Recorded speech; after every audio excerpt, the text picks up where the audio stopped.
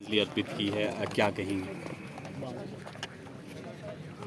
अटल जी देश के प्रधानमंत्री के नाते ही लोगों के बीच में प्रिय नहीं थे। एक कवि के नाते, एक वक्ता के नाते, और जिस तरह से सभी दलों को साथ लेकर के चलने का स्वभाव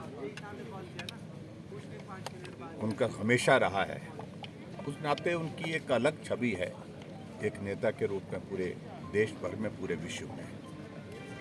आज उनकी पुण्यतिथि है। उनके योगदान को हम स्मरण करते हैं, याद करते हैं। बहुत बड़ा योगदान देश की राजनीति में रहा। अंतर्राष्ट्रीय स्तर पर जो है, जिस प्रकार से उन्होंने परमाणु बम का परीक्षण किया, जो बहुत कठिन परिस्थिति उस वक्त की थी, क्योंकि दबाव इतने थे, लेकिन उसके बावजूद दबाव के प्रभाव में ना करके उसके बावजूद भी उन्होंने वो कार्य किया। और हिमाचल जैसे प्रदेश के लिए उनकी एक बहुत बड़ी योगदान रहा है। हिमाचल छोटे प्रदेश के लिए अटल टनल उनकी देन है। इंडस्ट्रियल पैकेज हिमाचल प्रदेश को मिला, उनका एक बहुत बड़ा योगदान रहा है। और इसके अतिरिक्त हिमाचल प्रदेश को अपना घर कह करके, और हर साल जब प्रधानमंत्री भी यहाँ तक कि जब प्रधानमंत्री भी थे, तब भी वो समय निकाल करके मनाली आते थे, लोगों से मिलते थे, कविताएं लिखते थे, कविताएं सुनाते थे। ये अटल जी की बहुत बड़ी एक विशेषता रही है।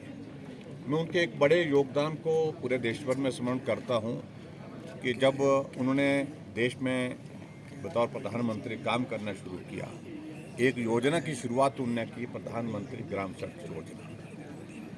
और उस योजना के अंतर्गत पूरे देश के ग्रामीण क्षेत्रों को कनेक्टिविटी, सड़क की सुविधा देना, ये उनके एक बहुत बड़ा योगदान रहा है।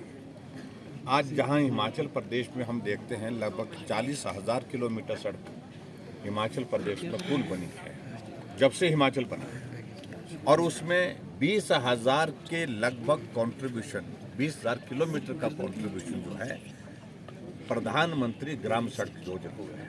आप कल्पना करिए, अगर प्रधानमंत्री ग्राम सड़क योजना नहीं होती तो हिमाचल प्रदेश के बहुत सारे हिस्से अभी तक भी सड़कों के जो है वो के माध्यम से जुड़ नहीं पाते। तो इसलिए उनके योगदान को कभी भूला नहीं जा सकता है।